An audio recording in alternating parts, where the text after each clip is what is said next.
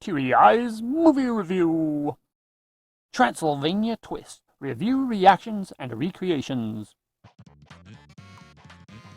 Aw, will these gnats never cease bugging me? Dead again.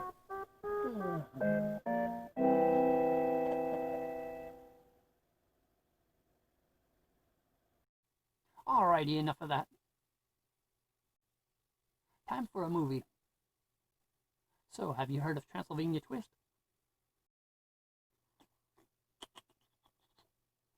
There we go. I can get this thing straight. Here we go. Add a little here, do a little of that. There we go. Much better. You might be thinking of this. Do the twist. If this is your first time hearing of Transylvania Twist, the movie, you might think it's about the 1962 song from the Monster Mash album. But this movie doesn't have anything to do with the Monster Mash song or album. There are no scenes of Dracula doing the twist. This movie has been my favorite since I first saw it back in the early 1990s on HBO. It's a cornball cheese fest of silliness, puns galore with minimum of gore. It's an interwoven sketch comedy film with catchphrases and one-liners. The film's main character, Dexter, quickly became my hero. To me, he was one part Maxwell Smart from Get Smart series and one part Dagwood Bumstead from the Blondie comic strip.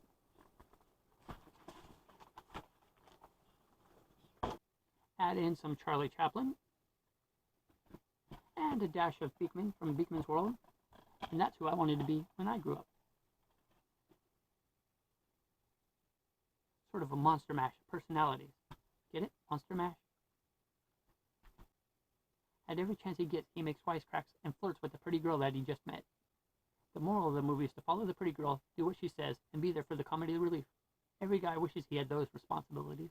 The movie starts off with 2 introductory sequences. First, we follow a woman through a forest, and then we see a mock advertisement for coffins. This sets the tone for the rest of the movie's tongue-in-cheek humor. The story then follows Dexter as he goes to his uncle's funeral and learns about a project that his uncle, a librarian, was not able to complete. Dexter is appointed the task of finding an ancient book of evil known as the Book of Ulthar. Along the way, he meets superstar Marissa, and all sorts of shenanigans follow. Most movie reviews show you the scene and then talk about it, or they show the viewer's reactions to the scene, as well as footage of the scene, but since it's my favorite movie and I don't want to spoil it for you, I'll be doing reactions and recreations of my favorite scenes. Watch the movie along with me, and see if you can tell which scenes I'm reinterpreting, and if they were as funny or as enjoyable to you as they were to me. But right now, we'll just get into the video.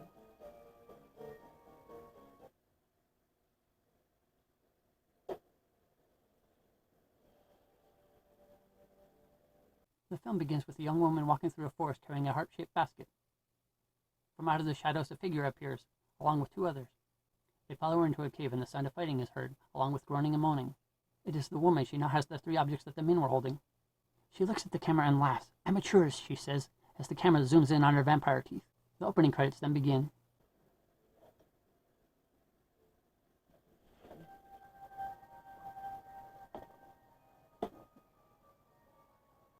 They have silly things during the title sequence, like the exploding bats and the sign, "You're at here." Wait a minute, that's spelled wrong. There, "You're at here." Here. They went that way. There's then this Death City mock advertisement for coffins. "Hi, folks. Slick Lambert here for Death City. The one stop for all your..." Wait a minute. There's no coffins here. "Video games. Yes, we got video games. Atari Jaguar. Woo. You want to buy 2 or maybe just 1? We got very low prices. And we got a special today. The Virtual Boy. The Nintendo Virtual Boy. Yes, the one that makes 3D actually look good. Put on your 3D glasses, or you can look through one of these. But there's not even anything in this box. Woohoo! Maybe it'll help you see in 3D. So come on down. The low prices. Oh, I'll stand on my head to sell you these games. We're waiting for you. Now let's get back to our review." From the advertisement, we go straight to a funeral where we meet Dexter Ward. He is attending a funeral for his uncle.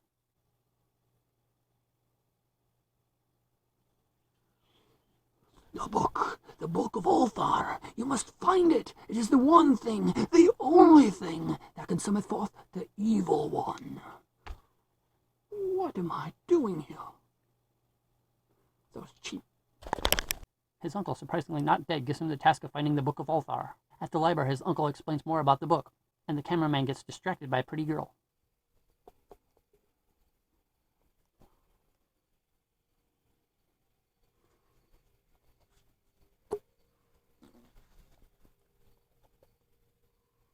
Uncle Ephraim gives Dexter the task of finding Marissa Orlock. Dexter tracks down Marissa Orlock at a movie studio, where she is making a music video, hoping to find out where her father is.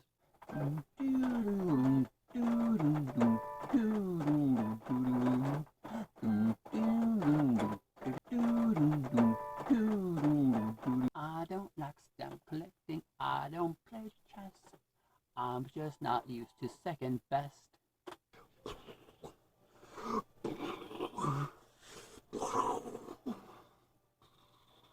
Just give me action, your love keeps me in traction, it's pure satisfaction.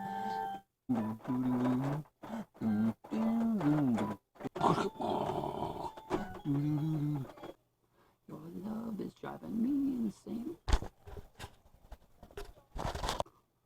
Come on and give me a little action, will you? After the music video, Dexter and Marissa go to the next door studio, which is the studio set of the old 1950s Honeymooners TV show. One of its characters also makes an appearance. Holy Captain Video, you must be characters from the future. Let's see, this is William Plot thickens. I got a telegram here from Marissa Orlock. Hey, Marissa Orlock, well, this must be for you. Ooh.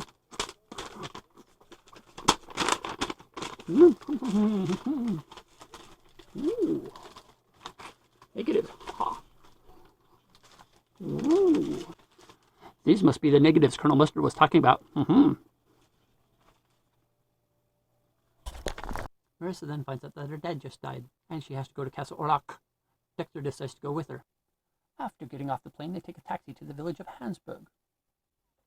Maxie Fields, Big Apple Cab Company. Nice scenery around here, hey folks? You got your mist-shrouded moors, your bleak forest, your desolate graveyards. Nice place for a picnic. In the taxi, Dexter tries to flirt with Marissa. You don't mind me being here, do you? Ah, who knows? Maybe they'll put up a nice Disneyland over there, you know. Vampires of the Caribbean. As they pass the cemetery, the workers can be heard. And another main character is getting ready to make his entrance. You mustn't point, Mr. Mole. We've been stopping on the unauthorized grave robbers. And selling them to those measly chaps for a meal for 10 bob. 10 bob doesn't sound too bad here and now. We can buy another bottle to help us keep warm. Are you suggesting we cross our own picket lines? That I be, Mr. Mole. Did you bring your tools with you? Would a good union man be without his tools of trade? It's always a pleasure to see a professional at work, Mr. Sweeney. Oh, why, thank you, Mr. Mole.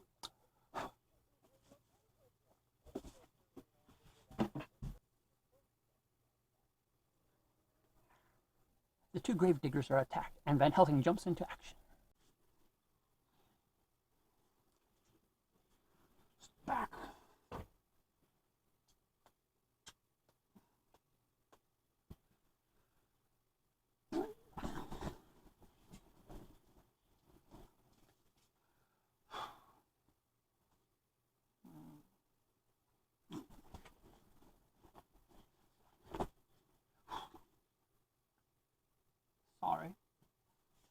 Sorry, Governor. He requested unleaded. He's got unleaded blood type. At the Hansburg Inn, Dexter and Marissa make the chief constable, Hans up, and the other villagers. With all these similar names, you must have your hands full. Yes, I knew it! I knew it! You don't mean to say you're Baroness Orlock's daughter? Yes. Yes, you don't mean to say it? No, I do mean to say it. Let me rephrase the question. Are you not Baroness Orlock's daughter? Yes. Yes, you are not? No, yes, I am. Let me make this simple. This is Marissa Orlock. I'm Dexter Ward, and we're looking for Castle Orlock. It's been boarded up since your father's death. There's nobody up there now. At least, nobody alive. Who's playing that organ? Her Uncle Byron must be back. Now no one will be safe. Not our wives, our children, our mistresses. And he's coming in on the noon train. Wait a minute. I'm in the wrong movie.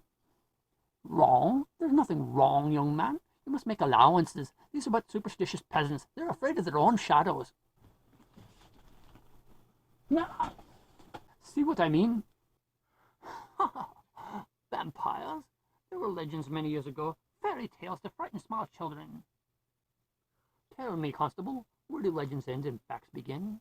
What is the shadowy boundary between science and superstition? And how can you tell a groom at a Polish wedding? I'm afraid you have me at the loss, sir. I thought so.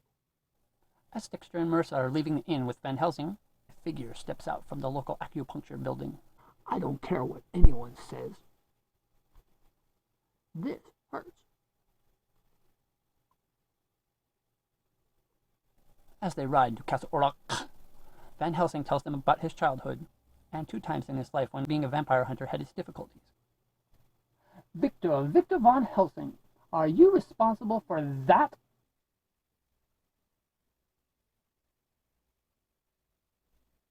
Gee, Betty Lou, I really like you. Perhaps we need a drink. Ladies first. Holy water, don't leave home without it.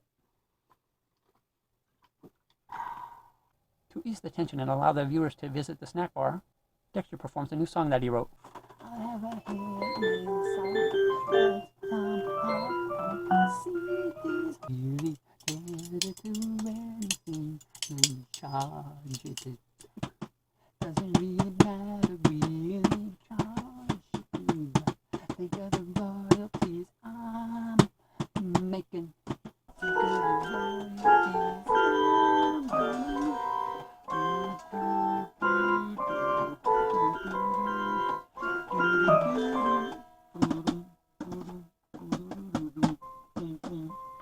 As they arrive at the castle, they meet Stefan the butler. Definitely not Mr. Body, or the tall man.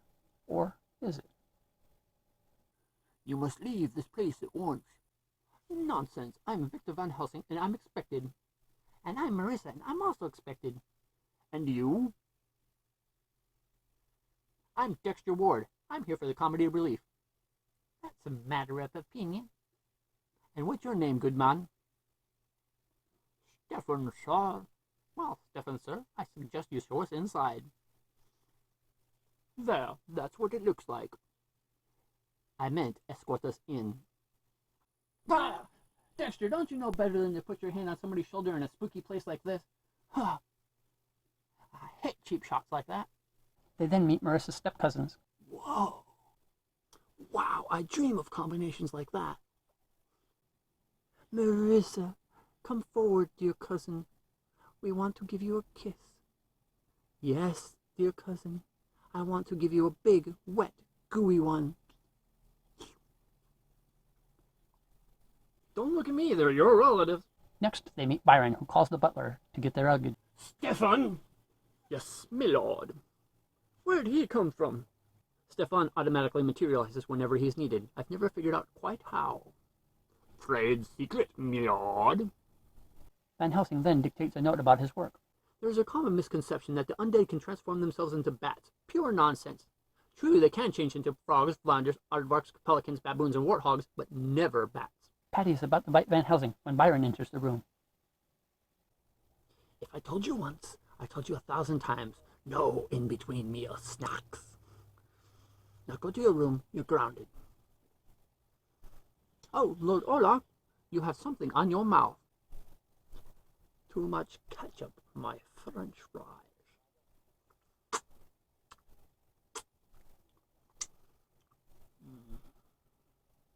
As Dexter explores the castle while looking for the book, he enters a room and finds... Wait a minute, you're Boris Karloff, aren't you? Yes, I am. Wow, he's got really big ears, doesn't he? Sure, I remember you. I just saw you in that movie with Jack Nicholson, The Terror. Forgive me for reviving painful memories. No, no, no. Hey, I've only been here an hour in this spook house, and I'm already starting to go Looney Tunes. Ah, perhaps we're both mad. Yeah, Boris, try to get out more.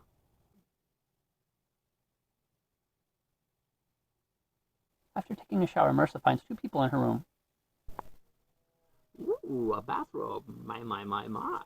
No, no, don't look in the closet. Don't look in the closet. Hey, is that your cousin? Why is she in the closet? She's a pretty good player. Just standing here ominously, ma'am. Does that displease you? Very well. Here's Stefan. Byron sent me with good news and bad news. The bad news is Marinus is still dead. There is no good news, ma'am. Later that night, for the funeral, they play the deceased's favorite song.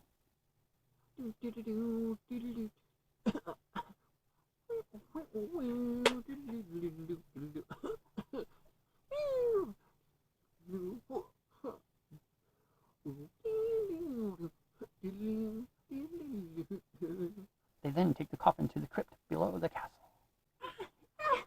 What is it? It's a rubber bat. We keep them down here for atmosphere. Pull it up, Igor. They then watch the videotaped will.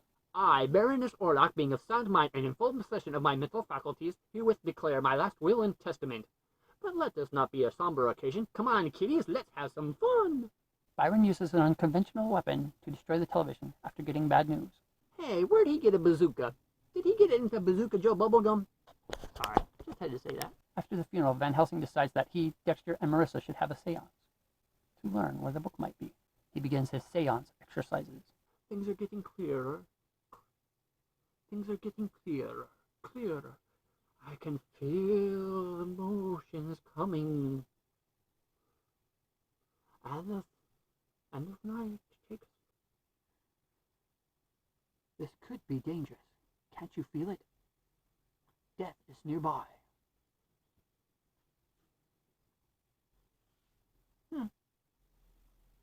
Guess I was wrong. Sadly, they don't meet the ghost of Marinus. Instead, Elvis takes over Dexter's body. Hey, it's Elvis! But if that's true, he must have been abducted by aliens. And then Agnes got abducted. He met Elvis. They transformed her into a vampire. Yeah, it's all starting to fit together now. Monique Gabrielle, Agnes, Elvis, aliens. Agnes becomes Patty, vampire. Works for me. Marissa then gets possessed and tells them about Byron's plan to summon forth the evil one. Quickly, we must perform an emergency exorcism. Fortunately, I took that in my first aid class. Evil spirit, I cast you out. Be gone, depart, withdraw, take off, get lost, get the lead out, hit the road, Jack, unscray. In the village, tension builds to a breaking point. What's going on at the cursed castle? Tell me that.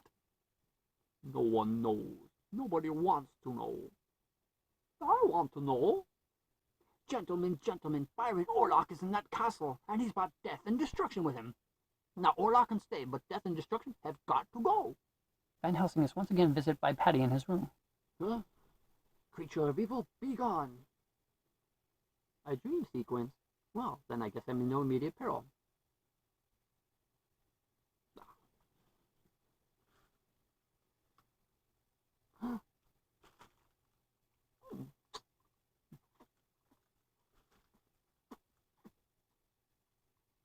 One could acquire a taste for this stuff. Marissa and Dexter decide to team up and search the castle. The first room they enter is...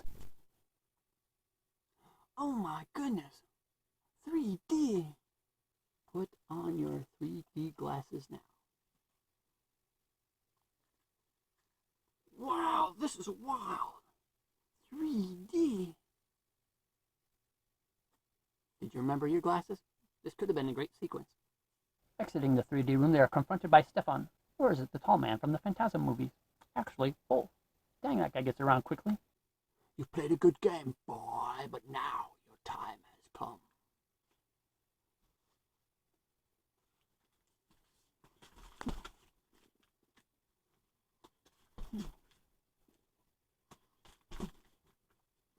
The villagers, lost in the wood, muster up their courage to go on. Forward, men! We must not falter in our purpose.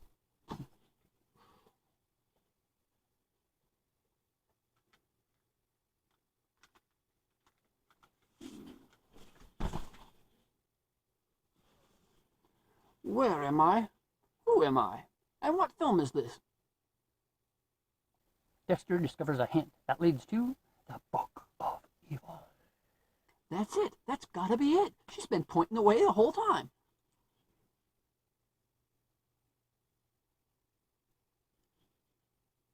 Dexter then goes back down into the crypt to search the coffin.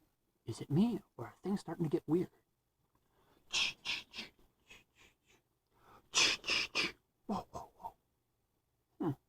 Reminds me of the echoes at Crystal Lake.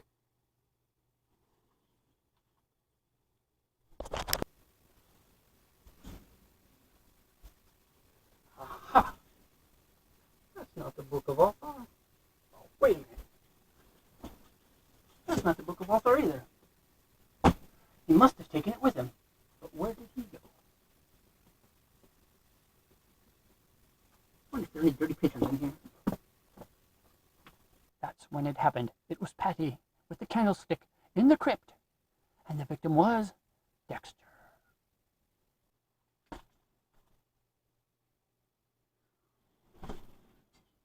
Dexter wakes up with his clothes torn in tatters and chained to an altar.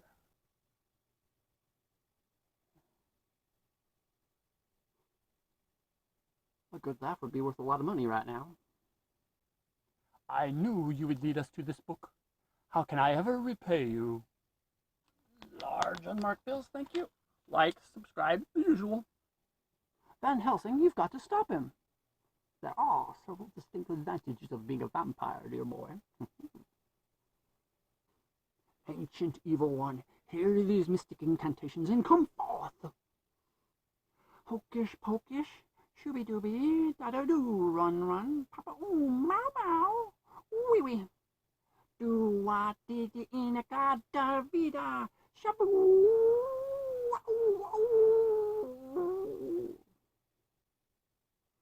I wouldn't mind dying, but I hate the preliminaries. Marissa then begins to become possessed once again. I came back to stop you, Byron. You were a wicked young child. You grew to a malevolent young man, and now you're a vicious, vile adult. Well, you can't blame a guy for trying. It is now time to take things in hand. You? Van Helsing, what are you doing? You're supposed to be one of them. Just because you're a vampire, that doesn't make you a bad person. Hey, Byron. Oh, boy. Hey, Marissa. We could use some help here.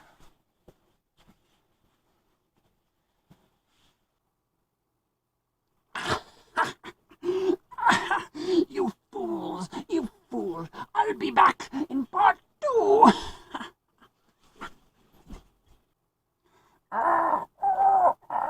Oh, what's that sound? It's even worse than my song.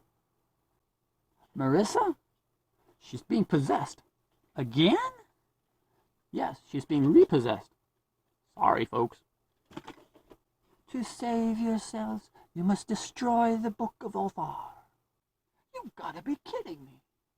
Destroy it, or this body will never put up for you. You got it, lady. Hey, wait a minute. Since you're possessed, does that mean the deal's off when you're unpossessed?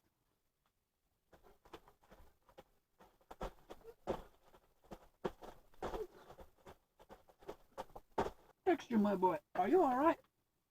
I think so, but I sure could have used a stunt double. Say, I got an idea. Why don't we put on a show right here?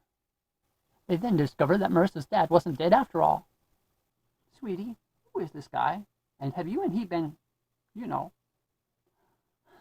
His name is Dexter. And 5 or 6 times since we got to the castle. I don't want to know. I don't want to know. Dexter then acts as video director as Marissa sings her new song. I heard your voice, thought it was a dream. So many faces, don't know what's real. Caught in the middle of love.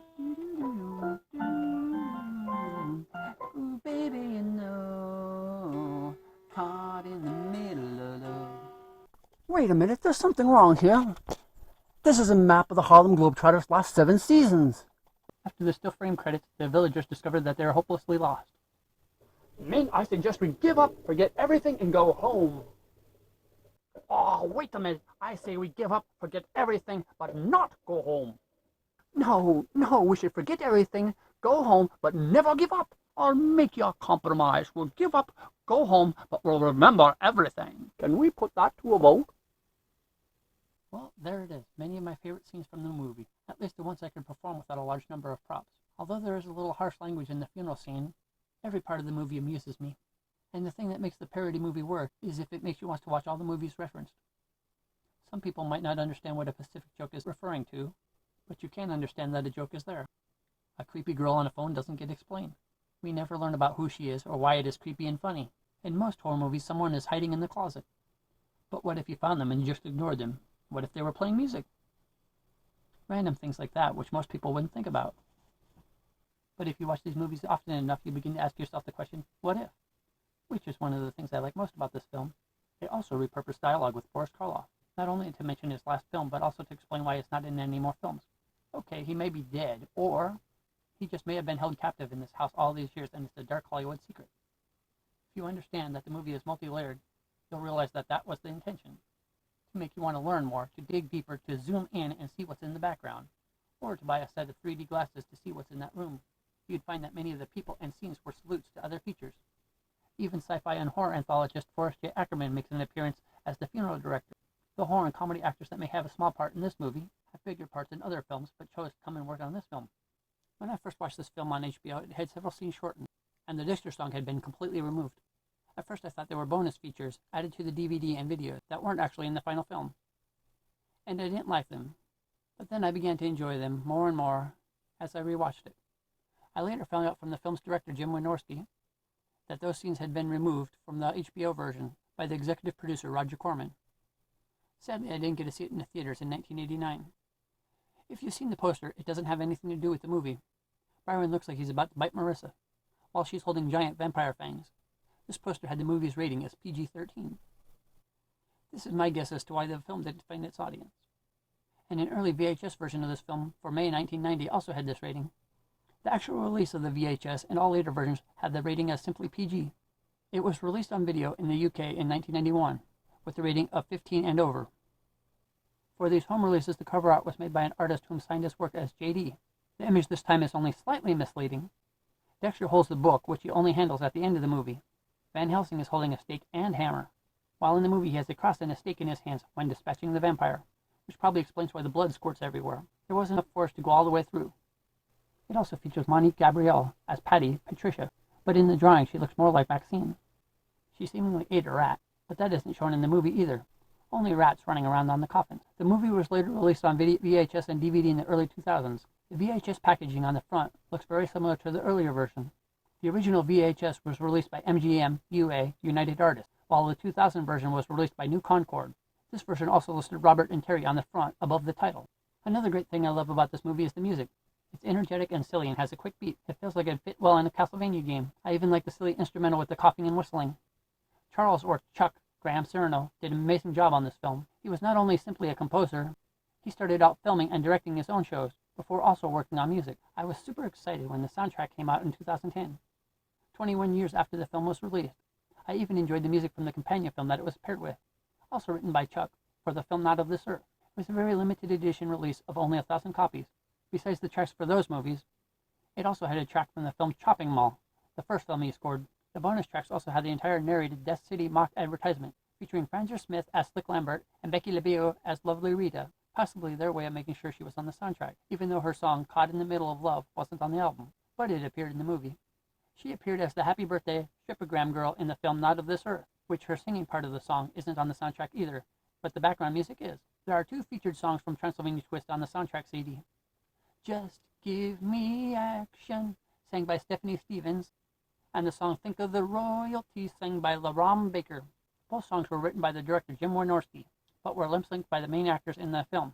Up until 2010, the only track available on CD was the Transylvania Twist Suite, a compilation melody of 3 tracks. It was first released on a CD called Vampire Circus in 1993, with tunes from Transylvania 6 5000, Fright Night, and other vampire films. A cover version of the theme was made by techno synth performer Expoto on the album Vampire Themes compilation in 1997. Besides the jokes and puns in the movie, the credits have several jokes in it also, such as the anti-piracy message saying besides legal fees, the rights violators will be sent on a one-way trip to Castle Orlok, and that the Book of Ulthar would be available soon in paperback. I liked this movie so much when I found movie review books, I quickly looked to see if it reviewed this movie. If it didn't, I didn't buy the book, because it didn't list enough of the films. I didn't care what they rated it, just as long as they mentioned it and listed it. I also wanted the book so I could update the Wikipedia article about the film, as at the time it was mostly a stub. The name Dexter Ward comes from a 1927 story called The Case of Charles Dexter Ward by H.P. Lovecraft. I had never heard of H.P. Lovecraft before watching this film, so I didn't fully understand the scenes with the evil one. Back then, this Lovecraft stuff was out of my league. Several of the actors from this film also worked in Jim Wynorski's previous film, Not of This Earth, which had a much darker tone, topless ladies, and one topless guy. Not only is nearly everyone in town named Hans, the town itself is called Hansburg. There's even a female townsmember named Hannah, played by Kelly Maroney, whom was also in the film Not of This Earth. The writer of the film, Randolph James R.J. Robinson, plays the part of Hans Full, the bartender. In the film Not of This Earth, Ace Mask plays the doctor. In the film Return of Swamp Thing, he plays Dr. Rochelle. Ace Mask is sometimes credited as Wesley Mask in some of his later films. He seems to be the cast member that worked with Jim Wynorski the most. Uncle Ephraim, J. Robinson, later appeared in the film Bram Stoker's Dracula as Mr. Peter Hawkins. In that movie, he also sends the main character on his adventure. He was one of the lead actors in a show called The Croft Super Show, in a series of segments called Dr. Shrinker, which he played a mad scientist and involved a group of young children being shrunk. Maxie Fields, the taxi driver, is played by Lenny Giuliano. In the earlier mentioned film, Not of This Earth, he played the bad boy Jeremy. He also appeared in films like Lethal Weapon, Commando, as well as other Jim Wynorski films. In the movie Not of This Earth, Gabrielle Monique plays a seemingly homeless conspiracy loony. Here she becomes the female lead vamp. In the film Return of Swamp Thing, she plays Miss Poinsetta, a Zorana hired soldier type character. Besides movies and television appearances, she also appeared in softcore and hardcore magazines and adult films, even owning her own production company called Perfect Productions. Robert Vaughn becomes super famous in the 1960s in the show called The Man from U.N.C.L.E., as basically a James Bond for television. This series eventually got sillier and sillier as the years went on, but became a large franchise. Another important part of his was in the original film The Magnificent Seven. Vaughn would also appear in the later TV series with the same name. He was the main character in The Protectors, and the much later Hustle TV show, both British shows involving crime and detective work. Howard Morris plays the completely nutty character of Marinos Olak. He is mostly known as the voice actor in hundreds of cartoons, such as The Flintstones and Winnie the Pooh. His main television appearance was as the zany character Ernest T. Bass in The Andy Griffith Show. He appeared in 3 of Mel Brooks' films. In Life Stinks, he plays the homeless sailor. Secondly, in the movie High Anxiety, he plays Dr. Little Old Man. And lastly, in The History of the World Part 1, he plays the spokesman of Caesar. Besides acting, he also directed, having directed the first episode of Get Smart, one of my favorite shows. Angus Crumb is the stage name of Lawrence Rory Guy. He plays the part of Stefan, the butler, with the ability to appear and disappear at will. Angus is mostly known for his role as the creepy mortician interdimensional alien known as the Tall Man in the Phantasm movies. He appeared in several of Jim Wynorski's films, including The Lost Empire, Chopping Mall, Transylvania Twist, Munchie, Munchie Strikes Back. Mostly he played smaller roles, such as the dad in Jim, the World's Greatest. He died in 2016 with his 2 final films being released after his death, the 5th Phantasm movie and Dances with Werewolves. Before he became an actor, he was a journalist. He even won a Grammy Award for the liner notes of a classical musical album in 1974, several years before he appeared in Phantasm. Steve Franken appeared in many TV shows and movies. Here he plays Hans Hupp, the local chief constable in Hansburg. He appeared as an uncredited actor in the 1960s Batman TV series. He also appeared in the 1960s Blondie TV series, Mission Impossible, Bewitched, The Love Boat, Fantasy Island, and even appeared twice in Freddy's Nightmares, A Nightmare on Elm Street, the series, and even online content such as the Jeff Lewis 5-Minute Comedy Hour. He died in 2012. Terry Copley played in movies before and after this. At the age of 18, she appeared as a contestant on the television show The Dating Game. A year later, she appeared in her first movie, New Year's Evil. Most people probably saw her in the guest appearances on shows such as Fantasy Island, The Love Boat, Quantum Leap, and Murder, She Wrote. Her biggest role was as the main character on the show We Got It Made, which ended shortly before she began working on Transylvania Twist. In the early 1990s, she left the entertainment business, even writing about her experiences in her book Conversations Between a Girl and Her God in 2003. Steve Altman still seems to be very much the Dexter character. He has lots of silly videos, as if Dexter is still out there making his wisecracks and pursuing his musical comedy career. He may be a medical student in the film, but with Marissa's influence, he went into the entertainment industry. Somewhere in the multiverses, I hope the 2 of them got married, had little ones of their own, and are still making beautiful music together. He has released some music and written and directed several films. His albums are Pre-Millennium Tour, 1997, No Hollywood Dream, 2016, and a 45 record single called Purple Reindeer, a parody of Prince's song Purple Rain. Director Jim Wynorski and Steve reunited for a Doggone trilogy, with Steve being the voice of a live-action dog. In an interview with guest stars on WordPress, Jim Wynorski said that Transylvania Twist comes closest to my personality and was the film I had the most fun making. From his first feature film, The Lost Empire, in 1984, until 2018 with the production of Cobra Gator, he had directed 103 films. When trying to tell people about this movie, I often compare it to the movies of Mel Brooks and Leslie Nielsen. 7 years after Transylvania Twist, they got together and released Dracula, Dead and Loving It. I also often compare it to the sketch comedy of Monty Python. In fact, the film The Meaning of Life also has a double intro sequence, but this film does a better job of connecting the dots compared to Monty Python's sketch comedy film. It took a while for this type of parody film to catch on. Scary Movie seems to be the first that was really popular. This is still my favorite movie. The silliness, the utter cheeseball wackiness made it something that I could come back to again and again. There are no drug or drunken scenes to try to explain away the silliness, as other writers might have tried to do. It is pure fun and silliness for the sake of fun and silliness. I think most people should watch this movie if they like silly and parody-style humor. Some people might not like it, but it's one of those movies where the more I watch it, the better I like it. I want to see fan art based on it. I want to know what happened to Dexter and Marissa after her album has been released. Did they have hot chick daughters, and did their children find the Book of Ulthar Volume 2? Which of course brings back Byron for a brief cameo for an unreleased Part 2, whose footage was lost by the Hansburg Transportation Service. I'd love to see it as a musical. Will we ever know the backstory of Igor the River Bat Wrangler? I hope it will be re-released on DVD with bonus content, behind-the-scenes information, commentaries by the actors and crew. Perhaps the complete soundtrack with the missing song could be released, and a reunion special. Thank you for letting me share this story with you. I hope you discover many great moments in this film that you wish to share with the people that you care about. Goodbye, and don't take any rubber stakes.